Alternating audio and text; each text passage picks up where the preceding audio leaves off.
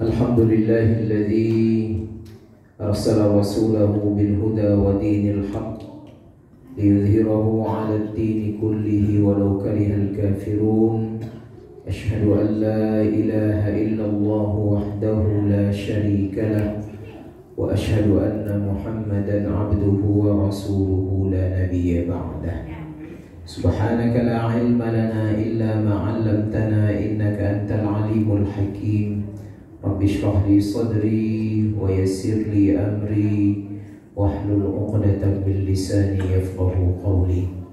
Yang saya hormati Ketua Pengurus Masjid Al-Mustaqim, yang saya hormati Ibu Ketua Majelis Ta'lim, yang saya hormati imam kita, yang saya hormati bapak-bapak, ibu-ibu, kaum muslimin dan muslimat, para jamaah yang hadir. Mudah-mudahan kita semua senantiasa dicintai dan dimuliakan Allah Subhanahu wa taala. Kita bersyukur kepada Allah malam hari ini kembali dipertemukan dalam keadaan sehat walafiat untuk mengabdi, berbakti, tunduk patuh kepada Allah Subhanahu wa taala, melaksanakan sholat fardu maghrib berjamaah, dan kita lanjutkan dengan kajian-kajian tafsir Al-Quran. Maka kita berharap mudah-mudahan seluruh amal ibadah kita diterima Allah, dan ilmu yang kita dapatkan mudah-mudahan menjadi ilmu yang bermanfaat. Amin. Salawat dan salam kita sampaikan buat Nabi yang kita muliakan, Nabi yang kita cintai, yang 2 hari lagi kita akan peringati hari maulidnya, Nabi Muhammad sallallahu alaihi wasallam, dengan ucapan Allahumma salli ala sayyidina Muhammad wa ala ali sayyidina Muhammad. Assalamualaikum ya Rasulullah. Bapak Ibu kaum muslimin dan muslimat yang dirahmati Allah Subhanahu wa taala, dalam catatan saya insyaallah malam hari ini kita akan melanjutkan kajian kita tentang surah Tabarakalladzi biyadihil mulk, surah Al-Mulk. Bulan lalu kita sudah bahas seperti apa keutamaan surah yang mulia ini, yang bisa menjadi pencegah dan penyelamat seseorang dari siksa kubur. Kemudian surah ini menjadi wasilah diampunkannya dosa kita oleh Allah, dan surah ini menjadi wasilah juga untuk dimasukkannya seseorang ke dalam surga Allah Subhanahu wa taala. Maka tugas kita, Bapak Ibu yang dirahmati Allah, adalah meletakkan posisi kita dengan surah ini sebagai seorang sahib, seorang teman yang senantiasa bersamanya, yang senantiasa mengulang-ulangnya, yang senantiasa mewiridkannya. Bahkan Nabi anjurkan kalau bisa sampai kepada menghafalnya. Di atas itu lagi kita juga ingin setiap ayat yang ada di dalam surah ini yang berjumlah 30 ayat itu bisa kita pahami dengan sebaik-baiknya. Karena ada ucapan daripada Imam Ibnul Qayyim, ya, seorang ulama yang hidup sekitar 600 tahun yang lalu. Beliau mengatakan, apabila seseorang mentadabburi satu ayat, dia paham maknanya, paham maksud Allah, dia tahu apa hikmah-hikmah di dalamnya, dia tafakkur, merenung tentang ayat itu menurut beliau lebih baik daripada khatam Quran, tapi tidak mentadabburinya. Maka kita harapkan dengan kajian-kajian tafsir ini kita memahami pesan-pesan Allah sehingga bisa kita menjadikan sebagai hidayah di dalam kehidupan kita. Bapak Ibu kaum muslimin dan muslimat yang dirahmati Allah Subhanahu wa taala, kita lanjutkan dari ayat yang kedua. Ayat 1 sudah kita bahas, kita lanjut ayat yang kedua. Saya akan bacakan sampai ayat yang ke-7. Mari kita ikuti sama-sama sambil muji hafalan Bapak Ibu ya. A'udzu billahi minasyaitonir rajim. Bismillahirrahmanirrahim. Alladzi khalaqal mauta wal hayata liyabluwakum ayyukum ahsanu amala wa huwal azizul الذي خلق 7 سماوات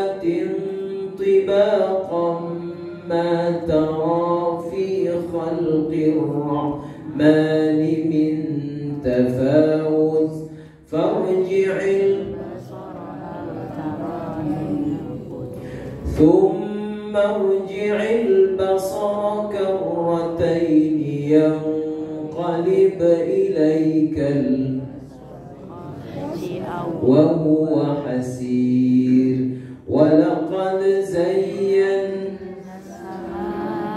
الدنيا بمصابيح وجعلناها رجوما للشياطين وأعتدنا لهم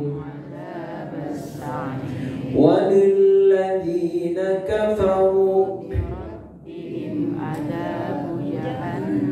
وبئس المصير إذا ألقوا فيها لها شهيقا وهي تفور.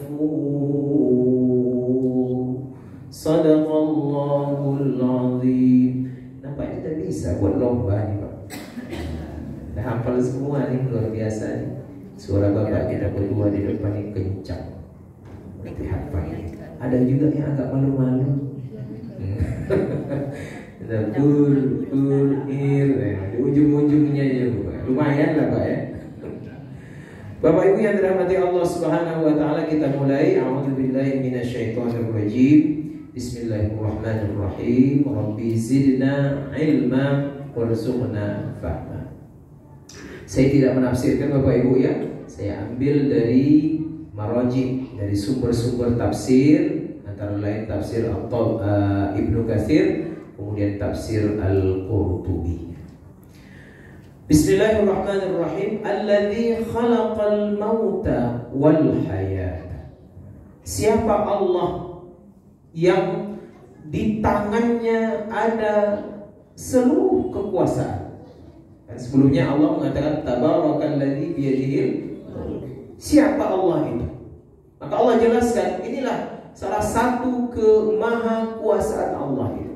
Alladzi khalaqal mauta. Dialah Tuhan yang telah menciptakan al-maut, kematian, wal hayata, dan kehidupan. Jadi kata sebagian ulama, makna alladzi khalaqal mauta wal hayata ini ada dua. Yang pertama, Dia ciptakan kita manusia ini dalam kondisi mati kemudian hidup. Jadi kematian dan kehidupan itu Dia ciptakan untuk kita. Artinya tidak ada orang yang akan hidup terus. Pasti dia mati.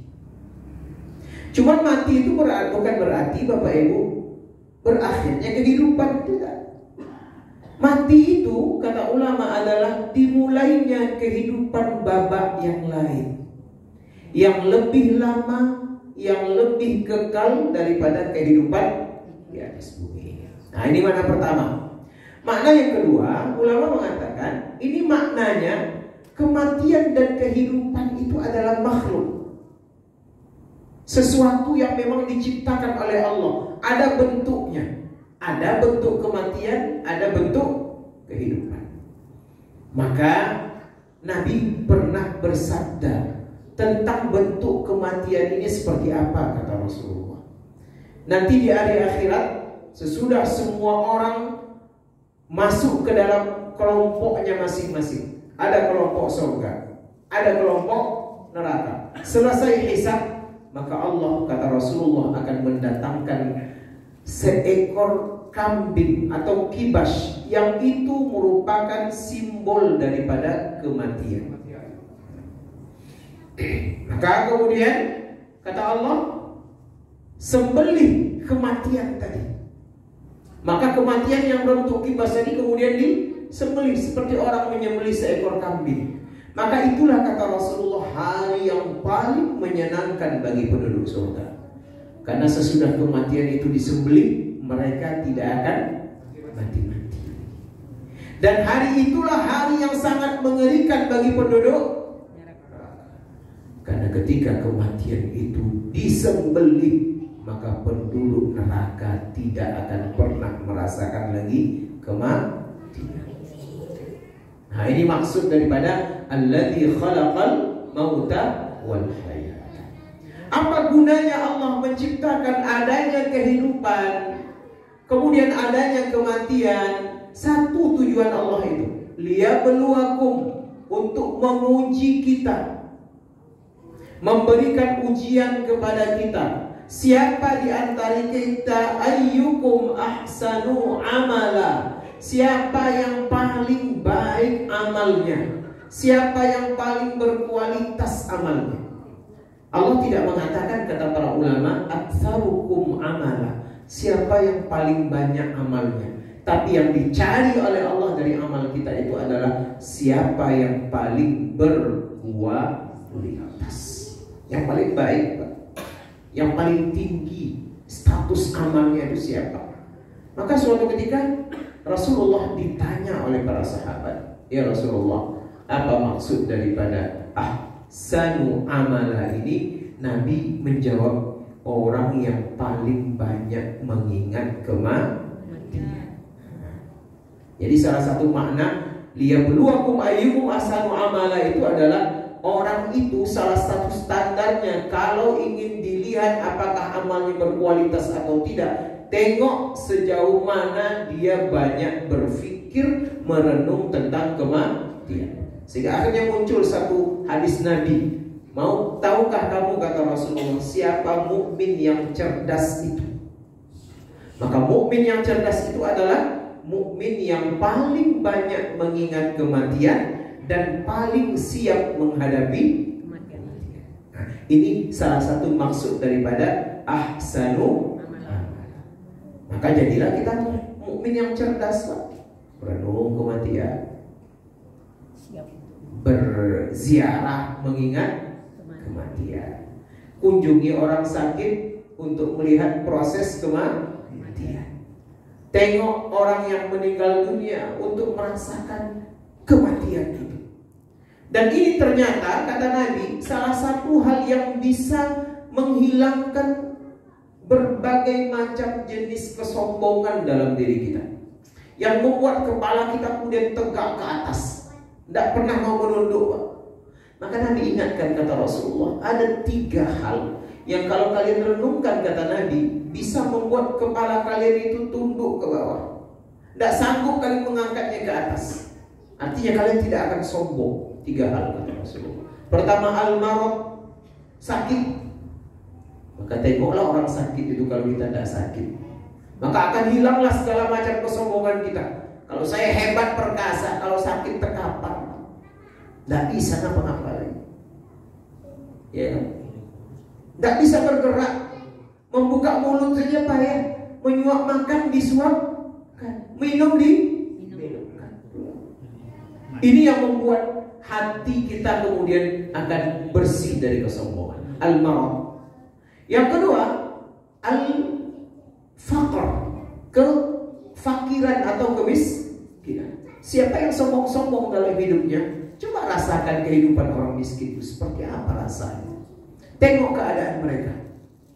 Maka ada dulu acara di TV, cuma tak lama bertahannya, tukar nasib.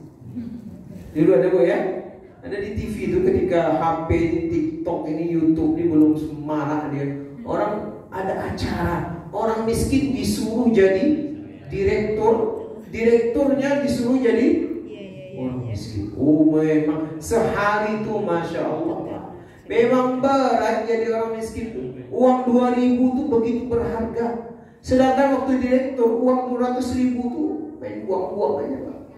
Akhirnya kemudian muncul, oh ya, kalau begitu janganlah sombong dengan orang miskin, susah hidup mereka. Itu yang kedua, kata Nabi.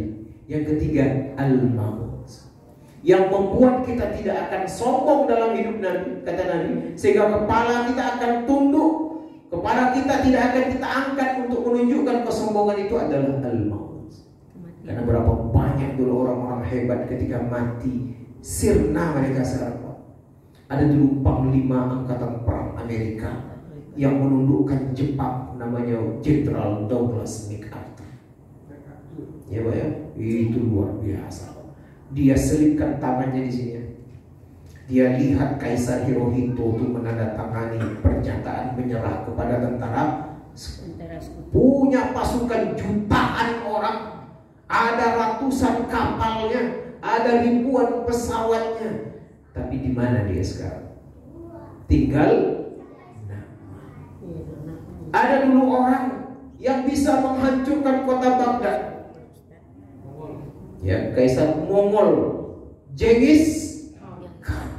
Dahsyat. Dia bakar seluruh kota Baghdad itu.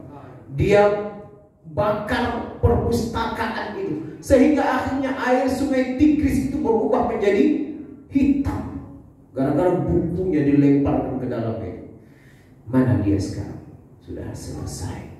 Jadi maut itulah yang menjadi pelajaran yang berharga bagi kita untuk membuat kita tidak sombong di dalam kehidupan ini. Itulah maka Allah Rasul katakan, liyabluwakum ayyukum ahsanu. Ada juga penafsiran dari Nabi yang dimaksud dengan liyabluwakum ayyukum ahsanu amala ini adalah awra'ahum an maharimillah wa asra'uhum ila ta'atillah. Ini yang dikutip oleh Imam Al-Qurtubi. Orang yang dikategorikan sebagai ahsanu amala ini, yang beramal dan amal yang paling berkualitas adalah orang yang paling mampu menjaga dirinya dari segala macam yang diharamkan oleh Allah Subhanahu wa taala. Kemudian orang yang paling cepat mengajak dirinya untuk tunduk, taat dan patuh kepada Allah. Inilah maksud daripada ahsanu. Jadi kalau nampak sesuatu yang diharamkan Allah, dia jaga dirinya. Tak mau saya. Walaupun godaannya sedikit banyak, kalau nampak sesuatu yang mengundang dia untuk berbuat kebaikan, dia lebih dahulu yang datang. Ini maksud dengan ahsanu. Mudah-mudahan ini ada pada diri kita, Bapak Ibu. Kita cegah diri kita dari segala yang diharamkan Allah. Tapi kalau untuk sesuatu yang membuat kita semakin taat, kita lebih dulu datang. Lebih dulu datang ke masjid, lebih dulu sholatnya, lebih dulu sedekahnya, lebih dulu istighfarnya, lebih dulu baca Qur'annya. Kita lebih dulu asal lebih dulu mengalahkan orang-orang yang ada di belakang kita.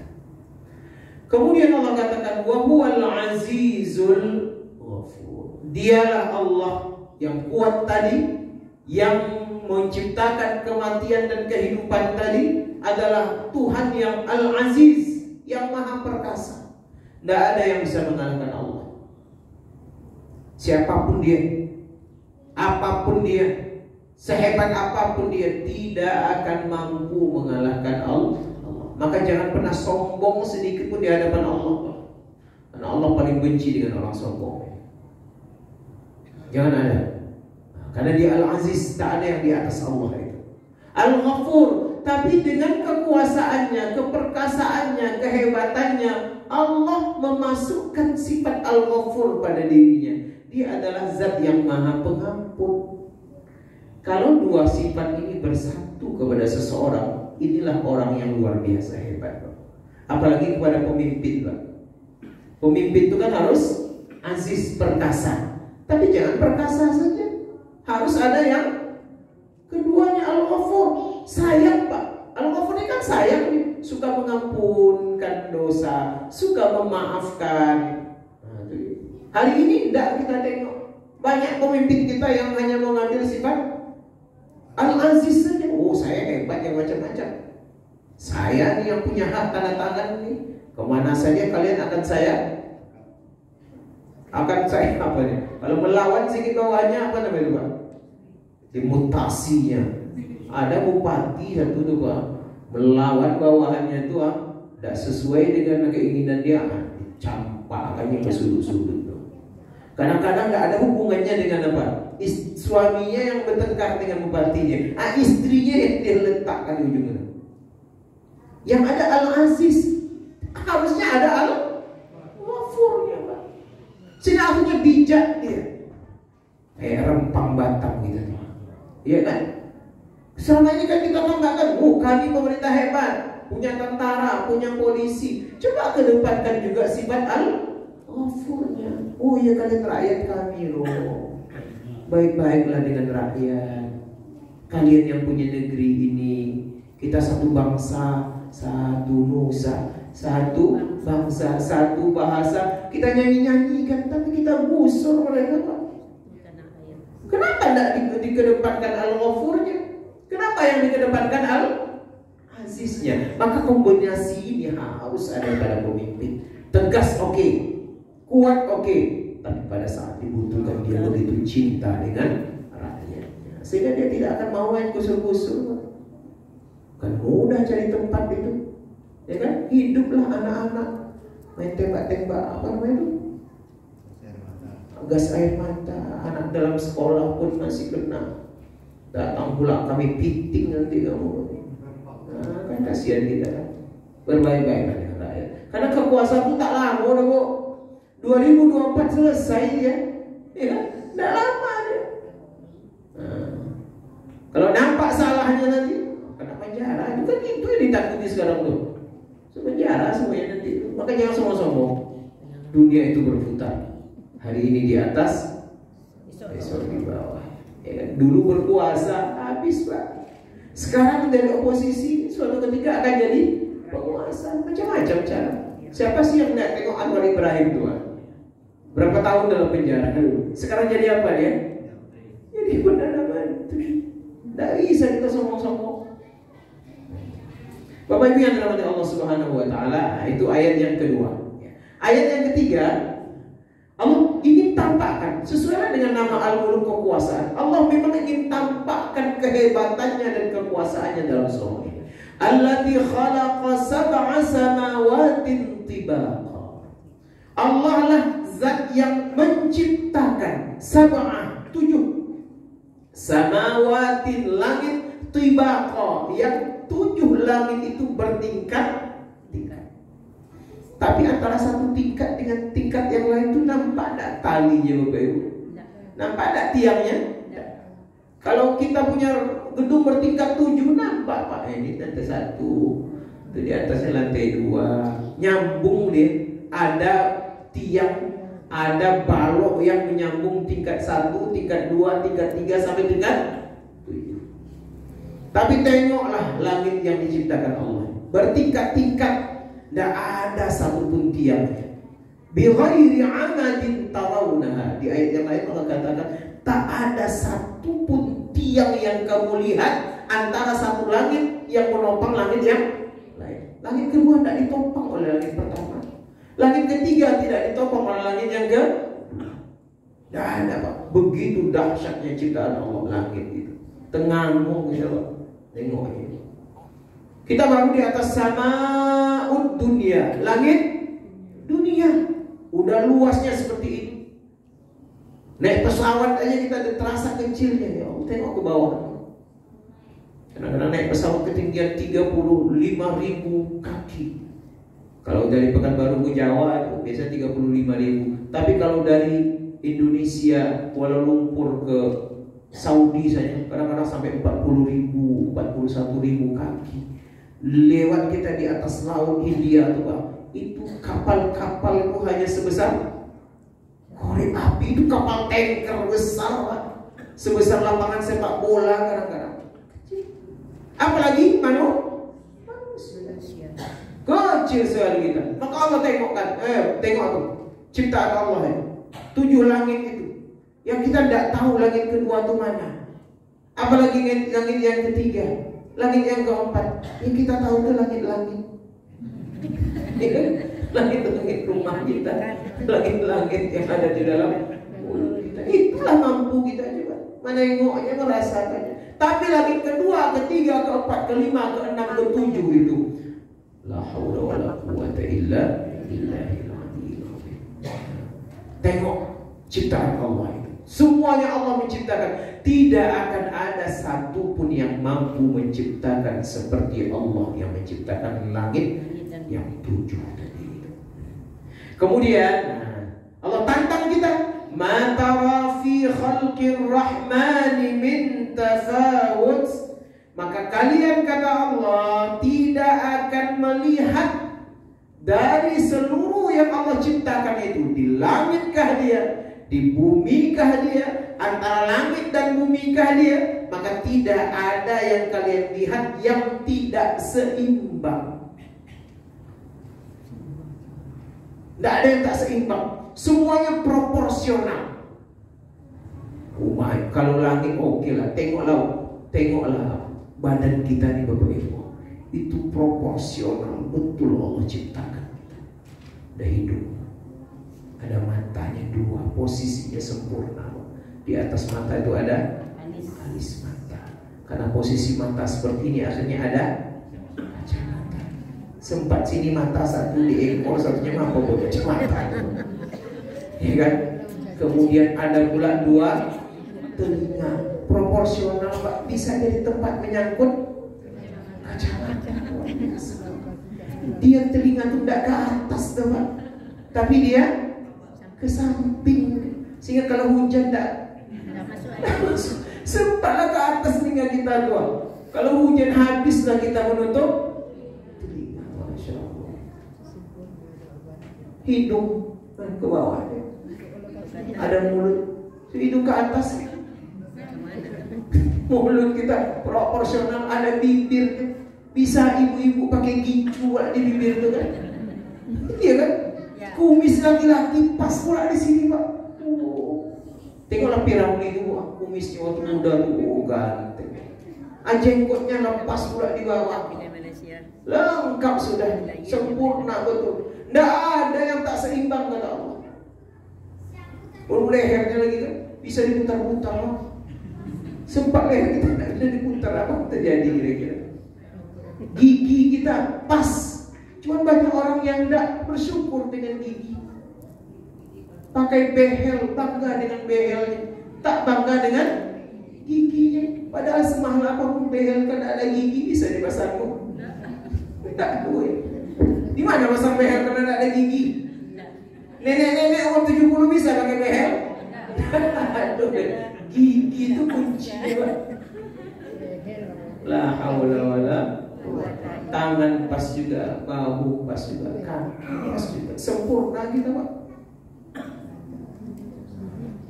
Tidak ada satupun kata Allah, matara, pasti kalian tidak akan melihat satupun cacat daripada ciptaan Allah. Saya kemarin dapat cuboda, itu cuboda dari mertua saya di rumah dikasih saya, nangka kan, belah dua itu, bukan belah ini Pak, belah dua. Saya tengok-tengok ada tidak pasir dalam nangka Pak? Tidak ada Pak, sempurna nangka ini, ya kan? Pisang tuh gitu juga, tidak ada yang berpasir. Memang sudah proporsional betul Allah Taala. Dia ciptakan untuk kita. Tujuannya apa? Agar kita tidak lupa diri dengan nikmat Allah. Semua yang kita dapatkan itu adalah anugerah dari Allah Subhanahu wa Ta'ala. Kemudian Allah tantang kita. Kalau tidak percaya kalian, tidak yakin, tidak ada, tidak seimbang. Semua yang Allah ciptakan seimbang. Farji'il basar. Tengok berkali-kali, ulang berkali-kali. Lakukan riset, lakukan penelitian. Apa penelitiannya? Mencari cacat ciptaan. Silakan. Terbuka Allah untuk menantang. Jadi Allah itu kalau menantang manusia itu memang tidak tanggung-tanggung. Ya, melalui Nabi kan banyak sekali tantangan. Tantangan untuk Al-Quran, silakan. Kalau tidak yakin kalian dengan Quran, datangkan seperti Al-Quran. Tidak mampu, datangkan seperti 10 surah Al-Quran. Tidak mampu juga, datangkan seperti 1 surah Al-Quran. Ditantang pada ada yang mampu. Ini Allah tantang lagi. Yang jago-jago riset, ahli-ahli ilmu alam, ahli falak, ahli geologi segala macam, silahkan farji'il basar. Farji itu kan berulang-ulang, pulang, pergi lagi, pulang, pergi lagi. Tidak yakin, yakinkan lagi. Sampai kalian menemukan cacat, silakan kata Allah. Hal tara min futur. Maka apakah ada sesuatu yang cacat? Futur itu cacat. Adakah sesuatu yang tidak baik dalam ciptaan Allah itu? Semuanya sempurna. Ya kan? Kalaupun ada yang kurang di satu sisi, tapi Allah lebihkan di sisi yang Ada kemarin sebuah video seorang Arab, dia tak bisa ngomong, bisu, tapi ketika baca Quran bisa dia, Pak. Subhanallah. Ada orang buta, cewek, neneknya di Bangkinang, buta sejak usia 4 bulan, jadi finalis American Talent. Awak yang nyolang kok, RT Talent pun ada tuh, Pak. Iya, American Talent tuh, Pak. Coba bayangkan kekuasaan Allah Subhanahu wa ta'ala. Kami akan mengangkat derajat siapapun yang kami kehendaki, kata Allah. Ya, narfa'u darajati man nasya. Derajat orang buta bisa luar biasa. Pernah ibu diundang nyanyi ke istana? Si buta itu diundang ke istana. Luar biasa. Hal tara min futur? Apakah ada cacatnya? Dijamin tidak ada. Tidak akan ada. Malah Allah tegaskan ayat berikutnya, tsumma rji'il basara karratain. Tadi sudah farji'il basar nih, Pak. Silakan ulangi lagi, lihat lagi. Sekarang ayat yang keempat Allah sampaikan lagi, tsumma rji'il basar. Ulang lagi melihatnya. Teliti lagi, cari lagi cacatnya, silakan. Wah, ini kalau benar, Pak, dia terbuka. Nah, itu bisa. Kalau menengok orang itu benar atau tidaknya, tengok terbuka atau tidak. Kalau ada orang mengatakan silakan tengoklah kesalahan saya, itu berarti dia benar. Tapi tunggu dulu. Banyak alasan, berarti ada sesuatu tuh. Ini Allah tantang nih. Silakan tengok, silakan teliti, silakan cek. Pasti tidak ada. Ini kan kita ada 3 calon presiden ya. Ya kan? Saya ada kampanye tuh, Pak, ya. Nggak ingatkan. Silakan tengok, buka. Dari 3 tuh nanti kalau sampai ke Pekanbaru, dialog di Universitas Riau atau di UIN sekalian, coba tanyakan itu. Gimana rekam jejak korupsi, Bapak? Siapa di antara 3 yang berani buka-buka? Itulah yang bersih, Pak. Tapi kalau dia tutup ini banyak klise alasan segala macamnya, itu pasti korupsi. Ini ciptanya Allah. Sumpah ji'il basar, silakan kata Allah. Buka semuanya, tengok dengan teliti, pakai alat secanggih apapun kata Allah. Ulang berkali-kali, karratain. Tidak cukup 2 kali, tambah 3 kali. Tidak cukup 3 kali, tambah 7, 10 kali. Yang terjadi kata Allah, yang qaliba ilaikal basaru khasi'a. Kalian semakin melihat pasti tidak akan menemukan cacat sama sekali. Wa huwa hasir, yang ada itu mata kalian akan lelah mencari di mana kekurangan ciptaan. Ini luar biasa ya, tantangan Allah kepada orang-orang yang sombong. Tantangan Allah kepada orang-orang yang tak mau mengakui kekuasaan Allah, terutama kaum ateis. Mohon maaf, kaum ateis ini, nah ada Tuhan itu, segala alam ini tercipta begitu saja. Ini ditantang oleh Allah. Tidak akan mungkin pensil tiba-tiba muncul kalau tidak ada yang membuatnya. Tidak akan mungkin bangku ini tiba-tiba datangnya seperti ini kalau tidak ada tukang kayunya. Tidak akan mungkin masjid ini berdiri kalau tidak ada tukangnya. Begitunya dengan alam semesta. Tak akan mungkin alam ini ada begitu hebat, begitu dahsyat kalau tidak ada penciptanya yang maha hebat. Itulah Allah Subhanahu wa ta'ala. Kemudian Allah masih ingatkan kita ini tentang langit, ya. Walaqad zayyana as-samaa'a ad-dunya bimasabih. Kami kata Allah zayyana, kami hiasi. Dari yang berhias itu kan, kalau ini tidak ada, Pak, ya, itu tidak dihias namanya. Tapi ketika ada apa namanya, kaligrafinya, jadi indah dia, Pak. Begitulah langit itu. Langit itu dihias oleh Allah, jadi baik, jadi indah. Apa hiasannya? Bimasabih, dengan lampu kelap-kelip. Itulah yang disebut dengan bintang.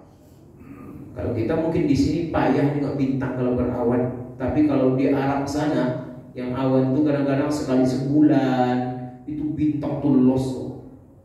Apalagi melihatnya di padang pasir, tidak ada batasnya. Kalau kita mungkin gara-gara mungkin ada pohon, ya kan, ada gunung. Kalau di Arab sana itu kan luas saja, sehingga orang menengok bintang itu betul-betul nampak semuanya. Ya, berkelap-kelip nun jauh di sana. Itu kami jadikan, kata Allah, hiasan bintang itu untuk sama'ud dunia, langit dunia. Sehingga malam hari begitu indah. Siang dihiasi dengan matahari, malam dihiasi dengan bintang dan rembulan. Kemudian waja'alnaha rujuman lisyayatin. Selain untuk menghiasi langit, ya, dia juga digunakan oleh Allah bagian daripada bintang itu, rujum. Rojam, arti rojam lempar. A'udzubillahi minasyaitonir rajim. Rajim itu yang terlempar, yang terlaknat, ya. Jadi kami jadikan dia bintang itu, sebagian daripada bintang itu, pecahan daripada bintang itu yang kita sebut dengan meteor, itu untuk melempar setan yang mencoba untuk naik ke langit, mendengarkan kisah-kisah langit untuk dibawa pulang ke bumi, kemudian disampaikan ke dukun-dukun. Akhirnya setan itu dilempar dengan meteor-meteor, bintang berekor itu. Cuman kita kan tidak nampak. Maka kata para ulama, fungsi bintang itu ada 3. Satu, zina, sebagai perhiasan. Yang kedua, untuk melempar setan. Yang ketiga, untuk menjadi pedoman perjalanan, ya, baik di darat maupun di laut. Orang di laut itu kadang-kadang untuk pergi ke darat, lewat apa dia tahu darat itu mana? Lewat bintang. Orang di padang pasir tahu dia jalan keluar dari padang pasir itu kalau mereka lihat bintang. Jadi apa? Banyak sekali gunanya bagi kehidupan manusia. Waja'alnaha rujuman lisyayatin. Kami jadikan bintang itu sebagai pelempar setan, sehingga setan itu akhirnya tidak berani naik ke atas, karena mereka akan selalu dilempar. Wa a'tadna lahum adzabas sa'ir. Dan kami juga, kata Allah Subhanahu wa taala, akan mempersiapkan untuk setan-setan tadi itu adzabas sa'ir, azab neraka yang apinya menyala. Di dunia mereka dirajam, di akhirat mereka dimasukkan ke dalam api neraka. Walilladzina kafaru bi rabbihim 'adzabu jahannam wa bi'sal masir. Dan untuk orang-orang kafir, kata Allah, kepada siapa dia kafir? Bi rabbihim, kepada Tuhan mereka. 'Adzabu jahannam, kami persiapkan untuk mereka azab di tempat neraka yang bernama. Ini untuk orang kafir saja. Orang yang menolak beriman kepada Allah, menolak Islam, menolak beriman kepada Rasulullah, yang mereka tutupi otak mereka, mereka tutupi nurani mereka untuk menerima kebenaran dari Allah Subhanahu wa taala. Jadi jangan dikira orang kafir itu hanya dibiarkan dalam.